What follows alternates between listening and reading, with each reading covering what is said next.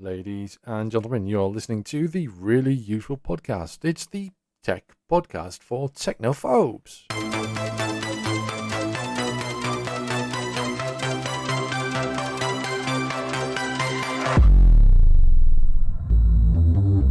My name is Christian Corley, and with me this week is Ben Stegner. We're both from MakeUseOf.com, the popular online resource for people who like to use technology. We're not for. I mean, it's interesting how the Really Useful Podcast it wasn't intentionally designed to be almost exactly the same as Make Use Of, but it's kind of, in many ways, it is in terms of who we're aiming at, isn't it? It does. It just aligns so well with the same user base and obviously our experience and expertise. So it's a natural fit, I think, or a natural extension, maybe is a better way to put it. Yeah, definitely. This week we're going to be discussing something that almost everybody, comes across at some point. It's what you do when you get a new computer or a new laptop. You get it out of the box, you plug it in, you lift the lid or you connect the monitor and you turn it on. What do you do next? What are the apps that you should be installing on your computer first of all? What pieces of hardware should you be connecting and syncing or installing drivers for, or so on? That's where we're at today. What do you do? What's the first thing you should do when you're setting up a new computer? This is something that I find myself doing quite often because I'm often switching between Windows and Linux. And just the other day, I bought a new printer because my old one died. That's a long story for a completely different podcast. And I've then found myself sort of installing new software on my computer, installing new software on my Ubuntu laptop, and it all has that air of familiarity about it because it's all the same stuff that you do when you get new devices, but when you get a new computer as well, you're setting up hardware, you're setting up software. Ben, you have you got a new computer recently? No, I was just going to say the closest experience I've had to this is setting up like my PS5 when I got it and my Xbox Series X. So I haven't set up a new computer in quite some time. I built my desktop about 4.5 years ago, so that was probably the last one I really set up. I got a new MacBook at the end of last year, but that I don't use that for a ton of stuff. So most of that moved over when I applied my backup or restored my backup. But I haven't done like a from scratch setup in quite a while, actually, come to think of it. Well, this computer that I'm recording this on is the Dell G5, which there's a review for on Make Use Of. I'll link to that in the show notes because it's not a bad laptop.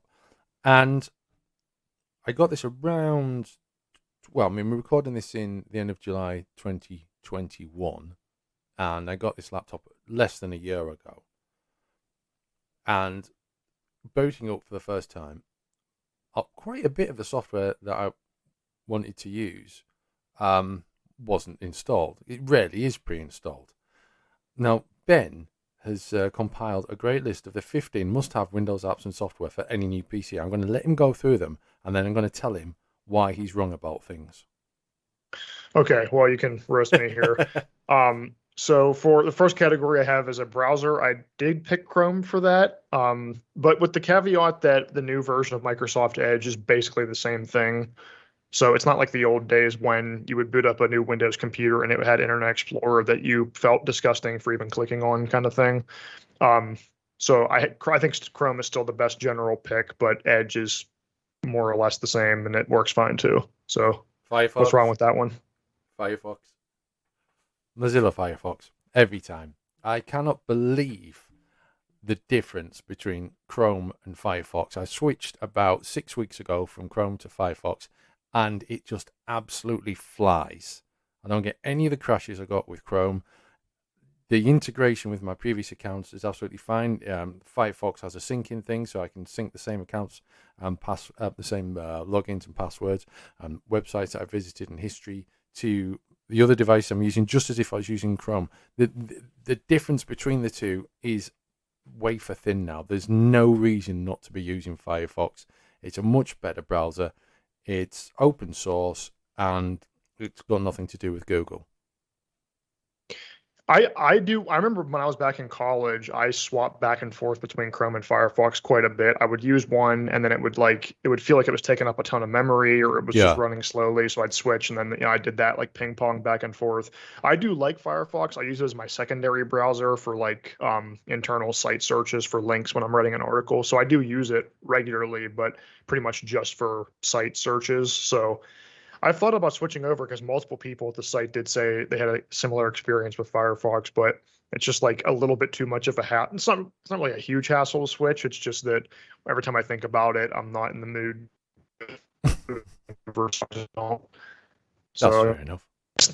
I'd give it a full time shot because multiple people have said that.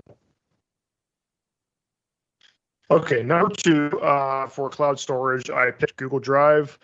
Again, with the caveat that some of these they really depend on your ecosystem, like what apps you use from what provider. The main reason I picked Google Drive is because it has 15 gigabytes of free space, so it's one of the most generous ones for free. But again, OneDrive is pre-installed, and that works pretty good too. It's just Yeah. limited to 5 gigabytes for the free plan.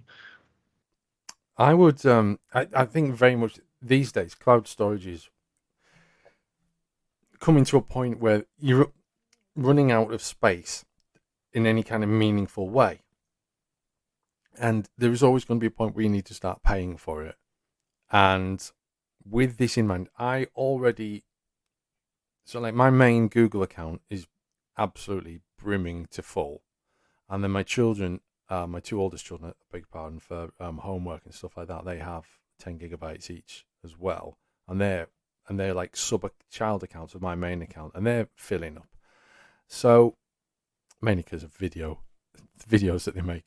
And I'm finding that I also pay, and with good reason, for Dropbox. And there's a lot of stuff that goes into my Dropbox account. Lots of photos get synced there. A lot of the video material that I record for make use of, I use phones for, and that gets synced there.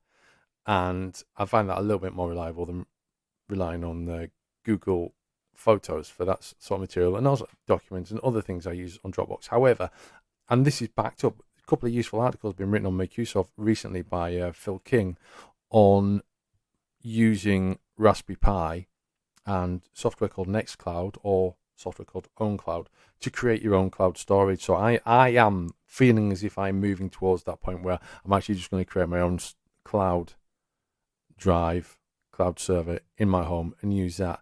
But sticking with the things that you need to install straight away, I would say it's a fair toss-up between Google Drive and OneDrive. Yeah, I would agree. The thing that I've done for quite some time, kind of like you were saying, is that I've used the different services and I've used them all for different things. So, and my accounts are old enough to where when Dropbox used to do those promos where you could get like an extra 3 gigs of storage or that kind of Yeah. stuff. So I have a little bit more than the base. I think Dropbox is still really solid. It only has 2 gigabytes for free, and it seems like they're kind of aiming it at businesses these days. So it's not quite as cool as it used to be, I guess. But yeah, there's a use for all of them. I think a lot of these come down to which service that you already use. I was just trying to pick the best one for most people. Speaking of one that's pretty not contentious, but can depend on your needs. Third category I picked was music streaming, and I said Spotify was the best for that. Of course, you have YouTube Music Premium, you have Apple Music, you have Deezer, and every other choice. So I just think Spotify is generally the best because a ton of people use it, and it has a desktop app, which I care about. I don't know if everyone else does, but I would say Spotify is the best music streaming for Windows. Not music in general, just for streaming. You're right. I would say Amazon Music, which you haven't listed here criminally. No, I didn't include that. Yeah, it is one. I don't mind Spotify, and we use it from time to time. But one of my beefs with Spotify is we will not pay if you've got the basic version, the free version. You get quote unquote 30 minutes of ad free. It doesn't work out as 30 minutes of ad free. It's usually about 23 minutes of ad free. Then they'll stick an advert on. Quite often, the adverts are really patronising and annoying, and that really grinds my gears. But fortunately, I mean, I have an Amazon Prime subscription, so I can use Amazon Music, and I've gone to the stage where I've actually upped the subscription to let everyone in the house use Amazon Music simultaneously, and that the library there is superb now. if you've got Amazon Prime, then you need to check out Amazon Music basically and make your own mind up. Having used Spotify, I like Spotify free, but I think I just think I get more from Amazon Music. Well, I have actually several questions about what you just said. So, is it like once a day they have that 30 minutes of no ads? I've never heard of that before, but I've had Spotify Premium for like Right. 9 years, so it's been a while. Is that like a daily promo? You're supposed to be able to get every 30 minutes, no adverts for 30 minutes. Okay, with the free Spotify. So you listen for 30 minutes without an advert, then you get 2 or 3 adverts. But it never works out at 30 minutes. And one of the worst things, sometimes we'll use Spotify in the car, and that's when you then get like bombarded with the annoying adverts. So, Okay. Yeah. I do remember the patronizing ones, though. Do you mean the ads for Spotify itself? Yeah. Because I do remember Yeah. those being really annoying. Yeah.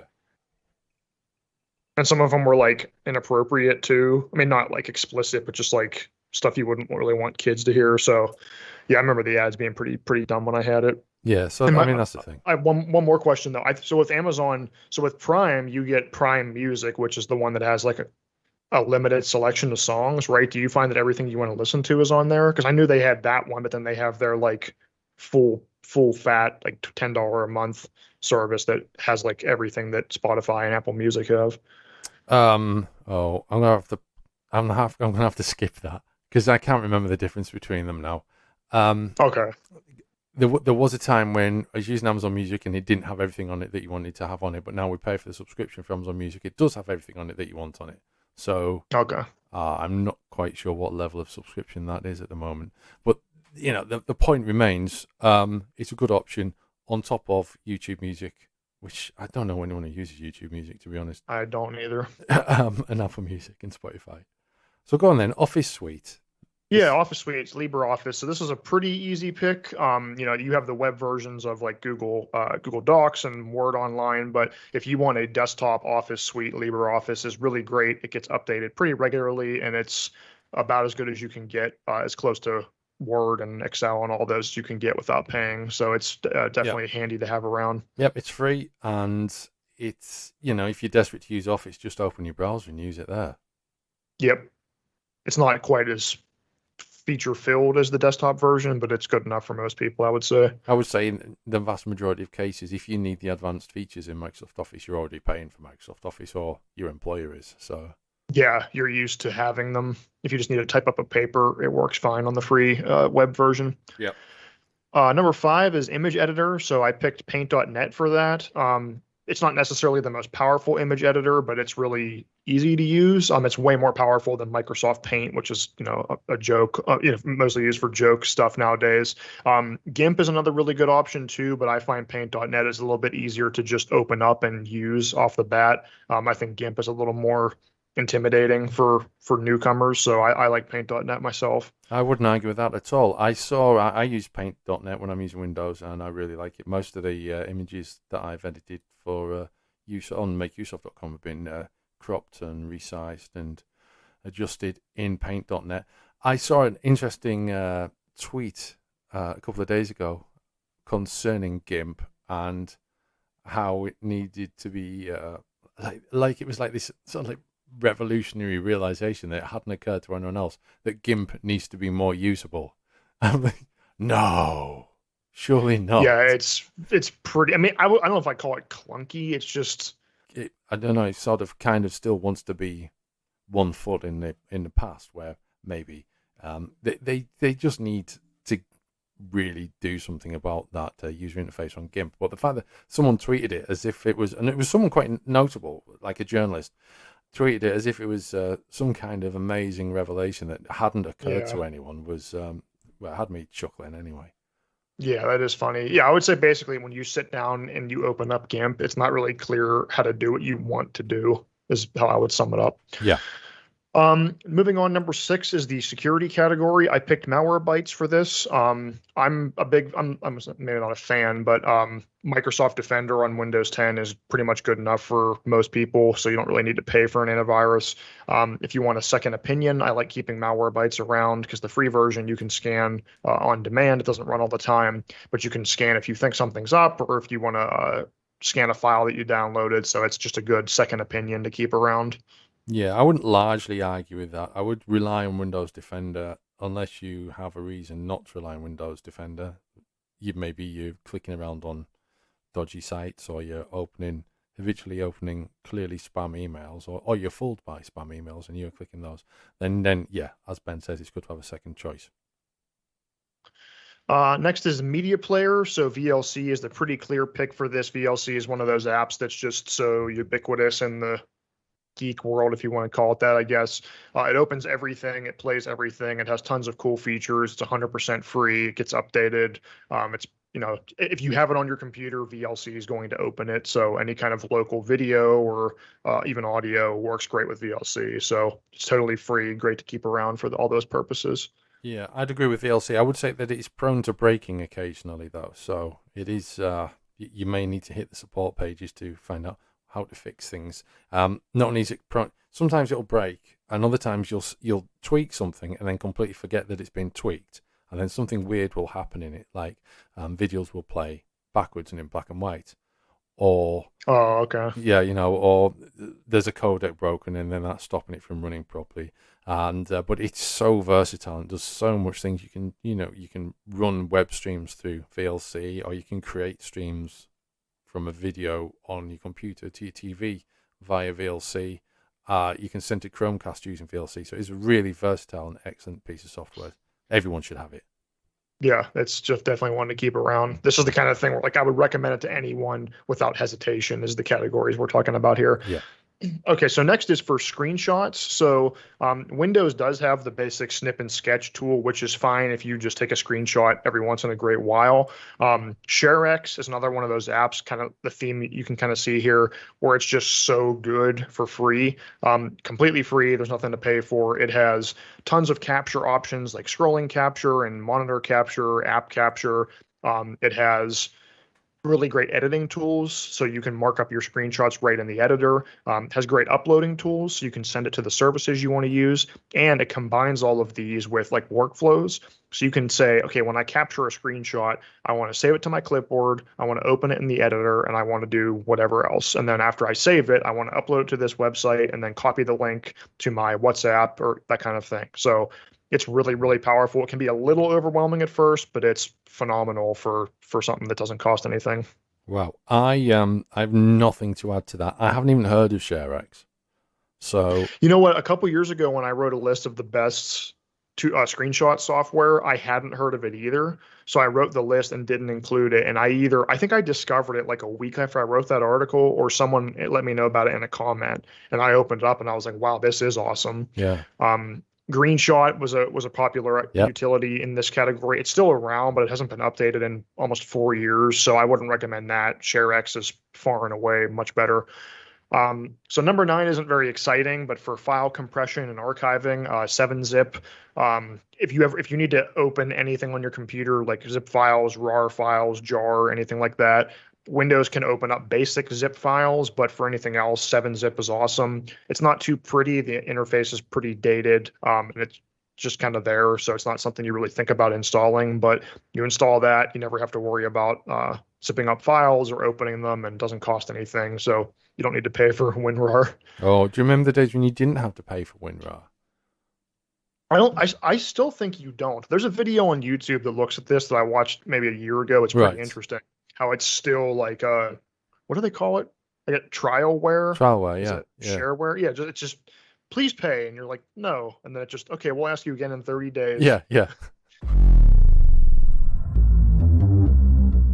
And we'll take a moment from our usual podcast proceedings to just remind you that the Really Useful Podcast can be found pretty much anywhere you find podcasts. So we're on Apple Podcasts, we're on Spotify, we're on Google Podcasts. We're hosted at transistor.fm, so you can find us there as well. We're also on YouTube and, of course, on makeuseof.com. Now, however you subscribe to the Really Useful Podcast and listen to us, it would be amazing if you could take a moment to leave us a review on Apple Podcasts. That will help us to find new listeners and take our podcast to ever greater heights. You'll find the link to our Apple Podcast page in the show notes. Thanks a lot. Next up for messaging, so Rambox is one you might not have heard of. The No. reason I didn't pick anything, apps like WhatsApp and GroupMe and Telegram and Signal, there's no way I'm going to just recommend one of those because the best one is the one that your friends use.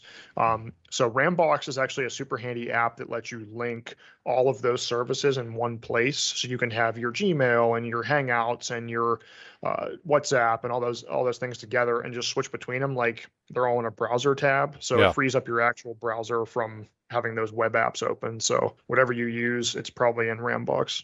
Well, I'm in my 40s, so a lot of us still use SMS. I still do too, begrudgingly, because it's just the lowest common denominator, but I don't like using it. I would use it less if I could. I try to use Telegram or at least iMessage with people. Moving on, number 11 is a clipboard manager. So Clip, I think is the best for this, is the best one that I've found. If you don't know what a clipboard manager is, basically it keeps track of everything that you copy so that you can paste things even after you've overwritten them on your clipboard, because by default, the clipboard only holds one thing when you copy and paste. So Clip remembers what you copy, and it also lets you create like shortcut pinned lists. So you could have a list of like addresses or canned emails or anything like that, and then you can just easily pull up those with a shortcut and then paste whatever you want in. So if you do any kind of emailing or data entry or writing, I use this all the time for canned text. So it's very helpful and saves you a lot of time. Okay. Now, number 12, you've looked at the password manager option. Yes. And you've gone with Bitwarden. Why did you choose Bitwarden? Well, so the main reason is that I would recommend in the past LastPass for this. However, earlier this year in 2021, LastPass decided to turn evil. I forget what the exact change was. They limited their free plan to one type of device, I think. So if you use it on your desktop, you can't also use it on your phone and vice versa.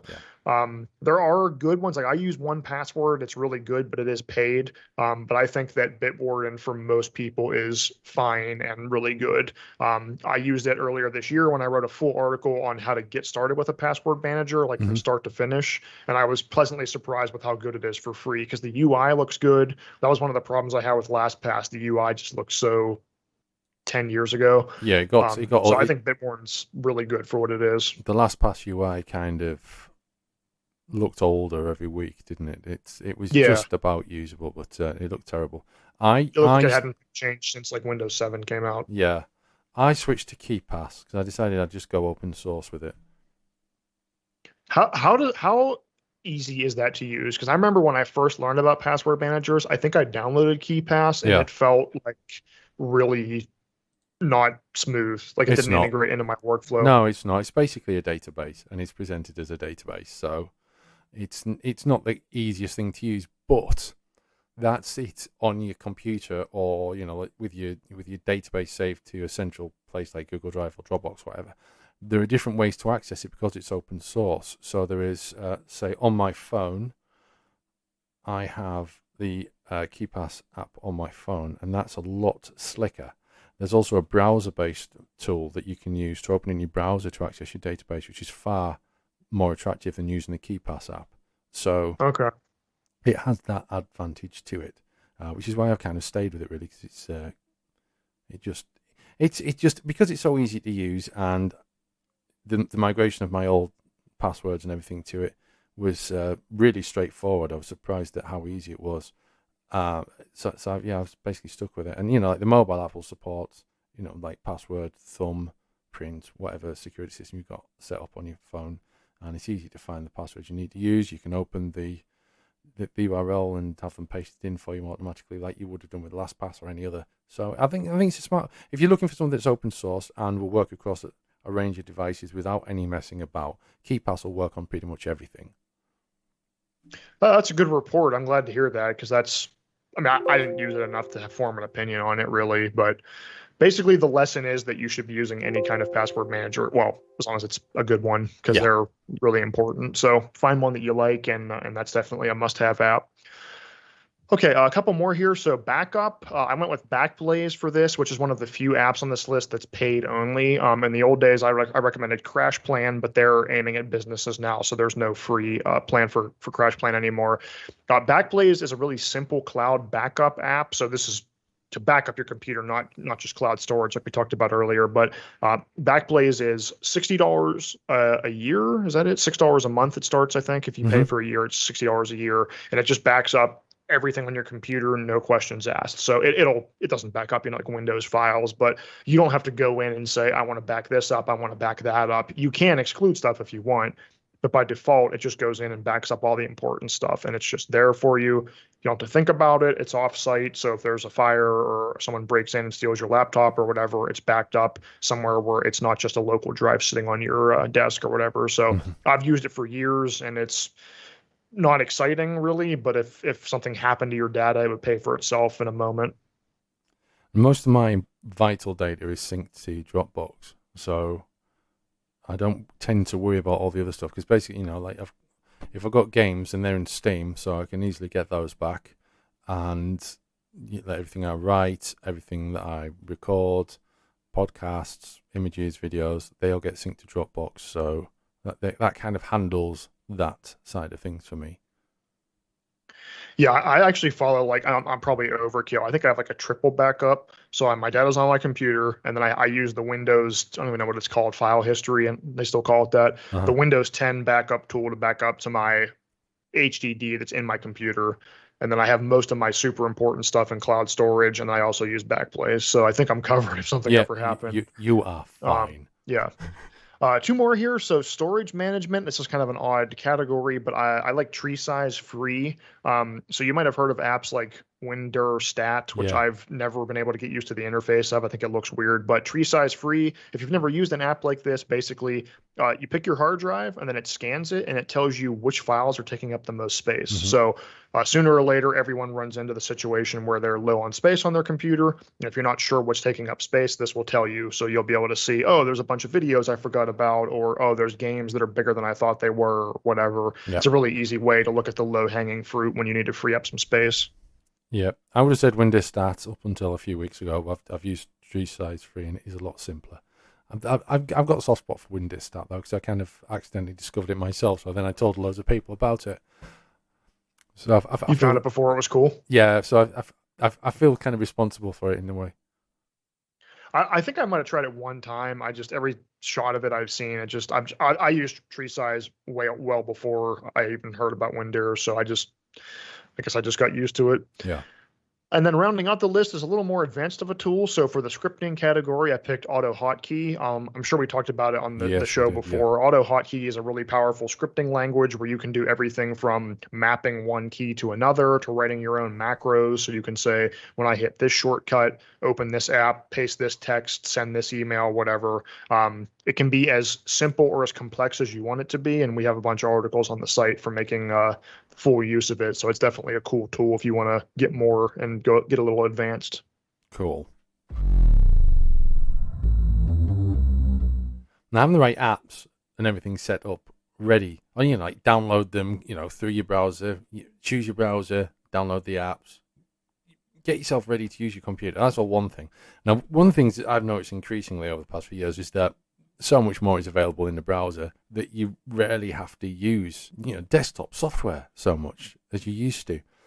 For example, when I've been using Firefox on my Windows computer and Firefox on my Ubuntu laptop, and I guess the same when I was using Chrome as well, there's very few times that I would need to actually use a third-party app. And, it's almost as if more and more of our life is in the browser now, which is why computers, platforms like Chrome OS are doing so well, because the browser does so much more now than it ever used to do. So a lot of this whole idea of setting up what should you install, it does kind of depend on your requirements and the platform you're using, and whether or not you've actually just really comfortable just using stuff in the browser, or if maybe your employer, everything that they use, all the collaboration tools, etc., are they all in the browser as well? But moving on from software, because you also need to set up your hardware when you've got a new system, don't you? And Ben, you got a new MacBook some time ago. I got a new computer some time ago, and there's a few things that you have to do. You need to get onto the network, don't you? So you need to know what your router password is. Or you need to be ready to tether with your smartphone's mobile internet, whatever. if you're close enough to the router, you could plug an Ethernet cable in. If your laptop supports Ethernet cables, I've got a nice little sort of, I'd call it a mouth on the side of my Dell, and it's like a little jaw, and it'll just, the bottom of it will just drop down when you want to squeeze an Ethernet cable into it and then clamp onto it, which is quite amusing, I think. It's nice that you have the option. I feel like a lot of that's disappearing from a lot of laptops. Yeah, it is definitely. So that's nice because it means it doesn't change the sort of the aesthetic of the side of the computer. It just opens up if you want to put an Ethernet cable into it. So there's that side of things. Then there's, connecting your phone up and syncing the data with your phone. There's always stuff to sync with a phone. Often you can do it wirelessly, but sometimes there might be something you need to do manually. Then there's devices around your house that you might want to connect to. Maybe you want to cast something to your TV, and if you're using Windows, then you can go into Windows settings and select what we do. We press Windows and I, and then we click on devices and add, and then we can connect Bluetooth and other devices. We can connect, and that might be anything from audio devices to TVs and beyond. Consoles, Xbox One. And from the same screen, you can add printers and scanners. Now, as alluded to earlier on, I've quite an angry recent history with printers. And I don't want to go into too much detail, but if I'd have got that printer and this computer on the same day, at least one of them would have ended up in pieces.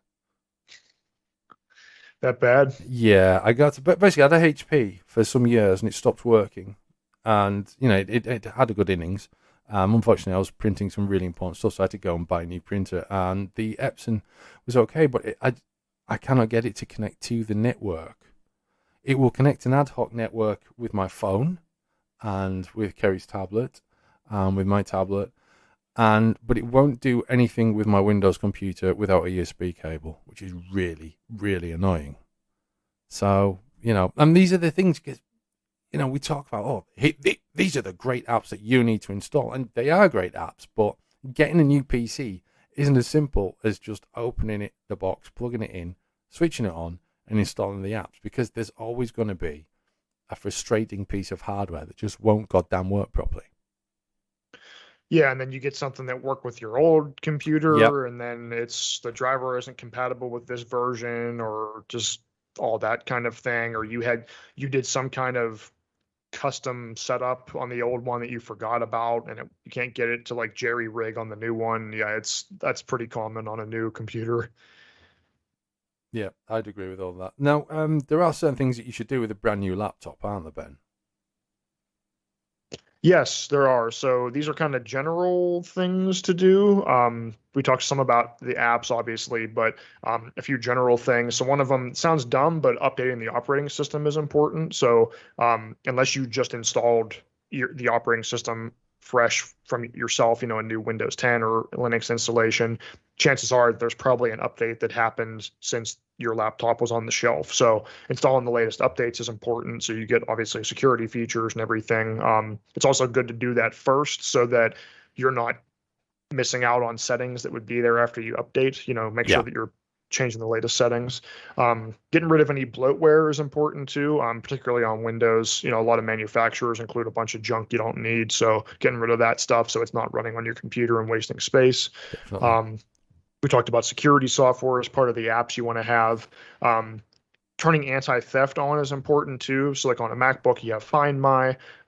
Windows 10 has a similar Find My device feature. So making sure you have that turned on ahead of time is important, because obviously if you lose your device or someone steals it, you're not going to be able to turn that stuff on later. So getting that done while you're thinking about it, as soon as your laptop is out of the box, is a good thing to do there. A couple other small things. So if it's a laptop, you want to optimize your power settings. So you don't want your laptop to go to sleep too fast when you're plugged in, but you also don't want to have the screen super bright when you're on battery and then waste the battery life. So making sure that it behaves as you expect it to is important there. We talked about backups too. That's something you should do right away so that you're backing up without thinking about it. You don't have to do it later on. and then setting up your cloud storage, anything like that. Sign into your VPN, that sort of thing, and then have a little bit of fun and customize it to your liking. Go through and change the color or install a custom theme or change your wallpaper, that sort of thing, so it feels like home. That's the stuff that you want to do right away. Because if you don't do it right away, something bad could happen, like we said, and then it's not configured properly, or you might just always put it off because there's something else to do. So it's good to knock that stuff all out when you first get it. Yeah, definitely. I know a lot of that will apply to desktops as well, but obviously that's a laptop-focused compilation of things that you should do with a brand new laptop. And have you customized the exterior of your MacBook in any particular way? I have not. I remember, I don't know if they're really still popular, but like years ago, I would see those skins you could buy where it was on the Apple logo, it was like Cinderella holding an apple, or sorry, Snow White, not Cinderella. Snow White holding the apple, or just like, a monster taking a bite out of it or something, just like clever little decals that use the Apple logo. I've never bought anything like that. I tend to not really put stuff on my devices. Like I don't put a sticker on my laptop or anything like that. I buy a case for my phone and that's about it. So I don't do anything too fancy. Okay. My last laptop is my Ubuntu laptop, so that's in the other room. That has a bunch of Star Wars decals from Rogue One. Okay. Which obviously is the only decent Star Wars movie of the past 30 years. And the laptop I'm using right now, I can't really see, but I've got some Space Invaders pixely style aliens or decals on the lid of that as well. Okay. So I tend to go for just like a single or just a couple of things. I don't like to overwhelm. I just like something subtle, just a signature, Yeah, it is nice to have it, especially if you have a MacBook or something where they all look the same. It's kind of nice to have something to signify it as your own. Yeah. And I do think, I think there can be cool, like tasteful ones. Like I'm not opposed to it. It's more just to spend the money on a really cool one. I just don't really see it as worth it for myself. I don't want to put like something trashy on. So it's kind of a shame though, because like whenever I get a sticker, if I go somewhere, I don't really have a good place to put stickers. So they kind of just sit in a drawer. It would be nice to have somewhere to display them, but a laptop can be a good place for that if you're into it. Yeah, definitely. What's this? It is the sign that we're coming to the end of this week's really useful podcast. Ben Stegner and myself, Christian Colley, have discussed a variety of things that you need to do when you get a new computer, whether it's a laptop or a desktop, software that you should install on Windows, some of which would easily replicate on other platforms. Some wouldn't, but you'll be able to find sensible alternatives. And consider the issues that hardware can cause to a new computer, like external hardware connecting to routers, maybe getting a printer set up, those sort of things. They can be big time sinks. So I think probably the most important thing is about all of this, actually, Ben, is you get a new computer, put plenty of time aside to get set up. Yeah, customize it the way you want it to be, because like we said, doing this stuff ahead of time pays off later. And do remember too that thanks to advancements in modern OSs, if you're moving from a Mac to a Mac or a Windows 10 device to a Windows 10 device, some of that stuff you'll be able to sync. So if you sign in with your same account, a few things will move over, not everything, but that'll be able to save you a little bit of time. Yeah. But yeah, you should definitely set some time aside to do all the stuff that you might not think of at first, because it's important to do it right when you get a new computer. Yeah, definitely. I would not disagree with that at all. We're going to be taking a break through August 2021, and we shall be back in the autumn. Until then, take care, stay safe, and there's plenty of other really useful podcasts for you to check out. Bye-bye.